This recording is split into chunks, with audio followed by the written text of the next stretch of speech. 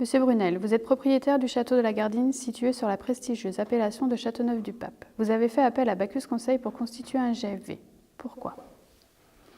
Oui, pourquoi? Parce que nous avons pensé que c'était un financement de l'instant, du moment. Il faut dire quand même, nous l'avons fait en 2007, le premier, pour la création d'un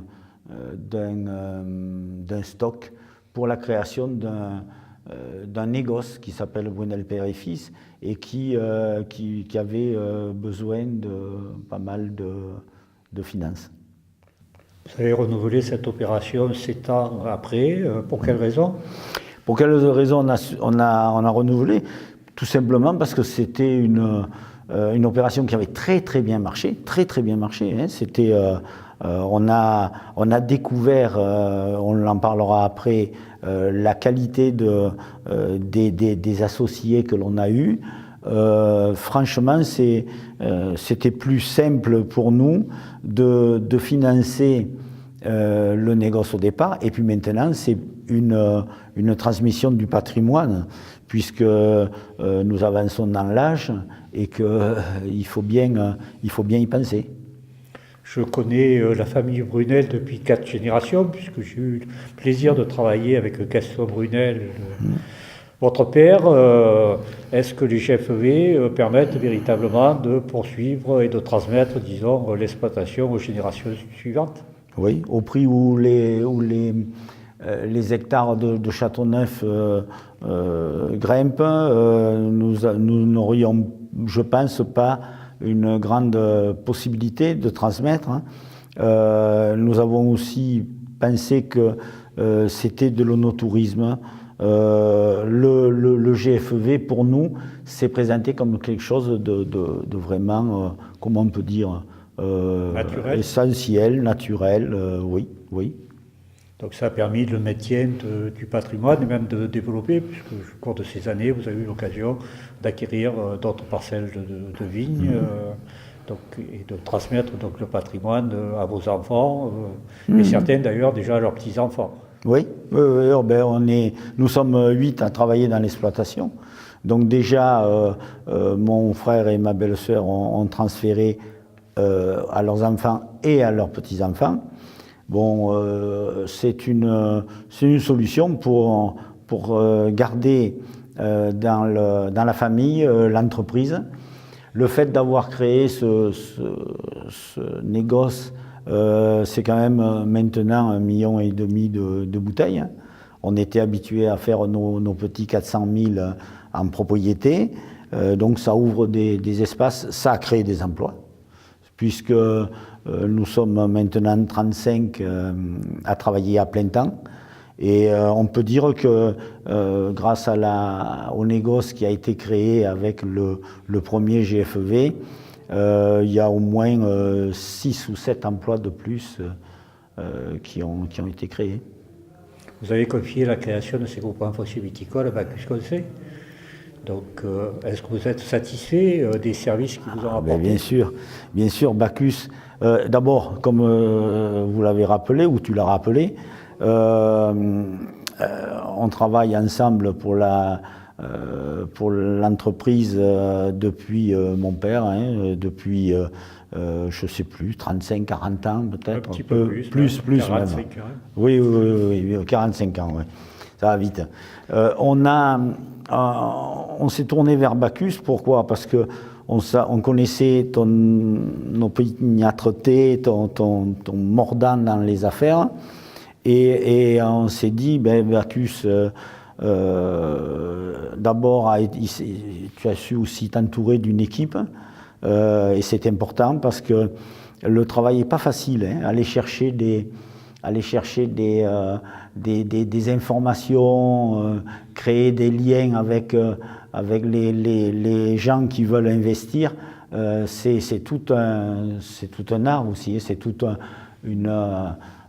c'est très important. Et on a pensé que tout naturellement, c'était Bacchus Conseil, où d'ailleurs dans la région, on peut difficilement en trouver d'autres et aussi efficaces.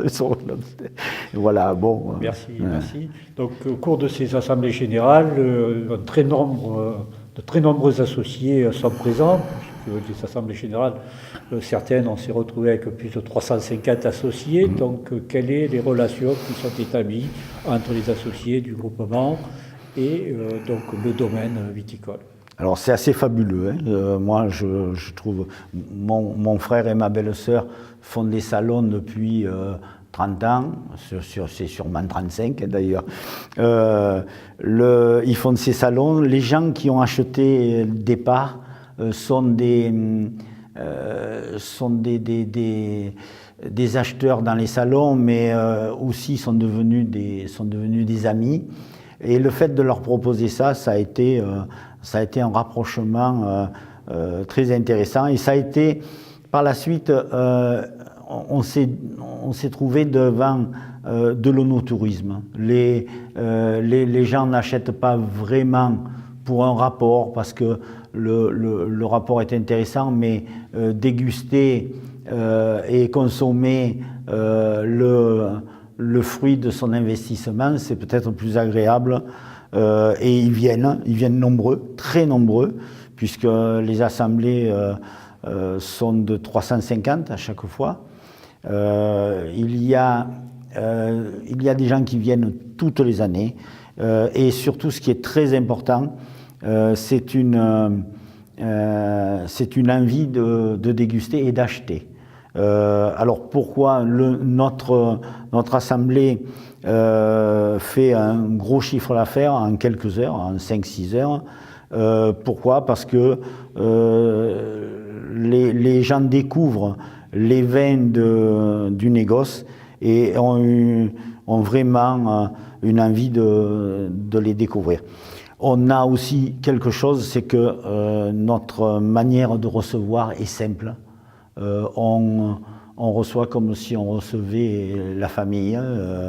Les gens sont très agréables, Jean-Claude, tu le vois. Hein, les assemblées se passent à merveille, même s'il pleut fort un jour, c'est arrivé. Non, les associés ont une relation très entre eux aussi.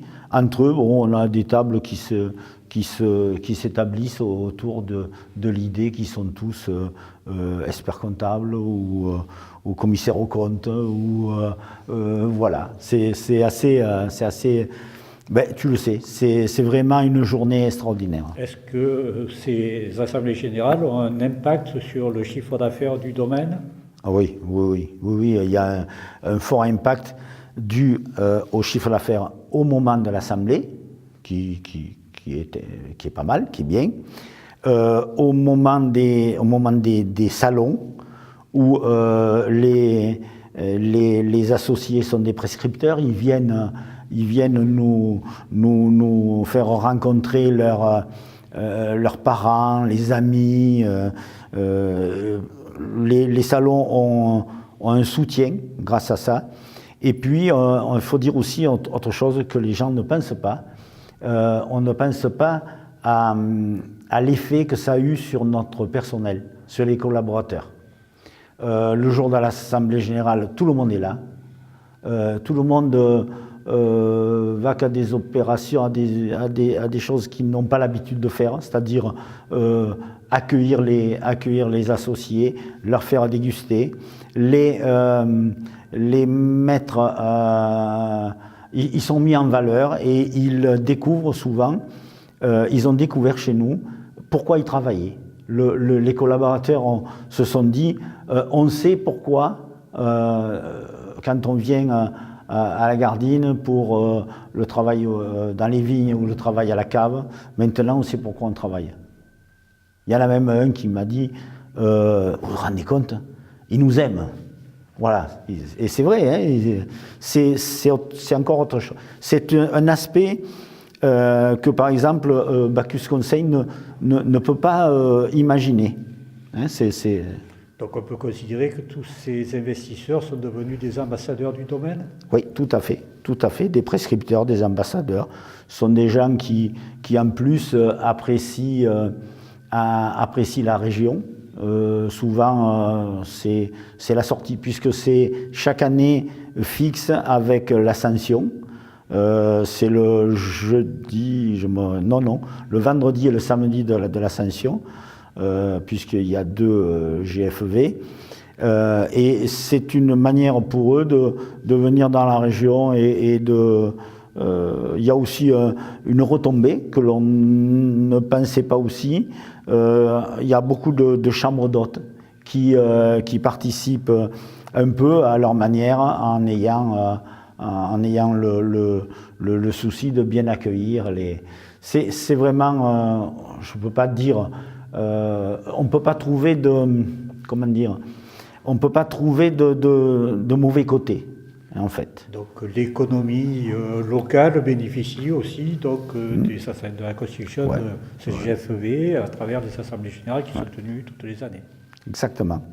Exactement. Il y a toute il s'est créé toute une opération autour de notre GFV. Et je pense que chez les autres, ça va être pareil. Monsieur Brunel, nous vous remercions de votre participation et vous donnons rendez-vous l'année prochaine pour la nouvelle Assemblée générale.